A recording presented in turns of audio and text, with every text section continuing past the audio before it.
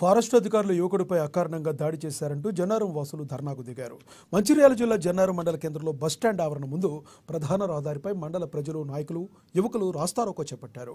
మంగళవారం రాత్రి జన్నారం పట్టణానికి చెందిన డ్రైవర్ మెబిన్ అనే వ్యక్తిని ఫ్లయింగ్ స్క్వాడ్ అధికారులు చెక్పోస్ట్ వద్ద కొట్టారని ఆరోపించారు. కొట్టిన వారిలో ఒక ఎఫ్ఆర్ఓ ఉన్నారని, వారిపై వెంటనే కేసు నమోదు చేసి ఎఫ్ఆర్ఓను సస్పెండ్ చేయాలని డిమాండ్ చేశారు. జిల్లా అటవీశాఖ అధికారి ఇక్కడకు రావాలంటూ నినదించారు. ఎస్ఐ రాజవర్ధన్ ఘటనా స్థలానికి చేరుకుని వారిపై ఎఫ్ఐఆర్ నమోదు చేస్తామని చెప్పినప్పటికీ వారు ఆందోళన కొనసాగించారు.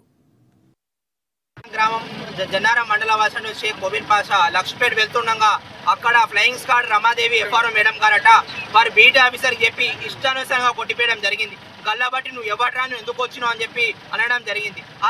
ఆ ఘటన పైన స్థానిక ఇన్ఛార్జ్ ఎఫ్ఆర్ఓ అయినటువంటి అక్కడ స్థానిక ఎఫ్ఆర్ఓ మేడం సుష్మారావు మేడం కూడా కాల్ చేస్తే మేడం ఏ విధంగా కూడా స్పందించలేదు. నేను వస్తున్నా అని చెప్పేసి నిన్న అర్ధరాత్రి నుంచి ఇప్పటి కూడా రావడంలోనే ఉన్నారు వాళ్ళు.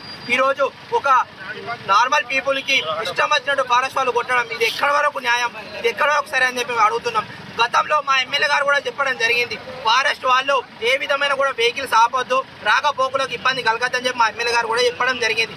మా ఎమ్మెల్యే గారు చెప్పినా కానీ ఇంకా వాళ్ళు ఇష్టానుసారంగా వాళ్ళు చేస్తున్నారు.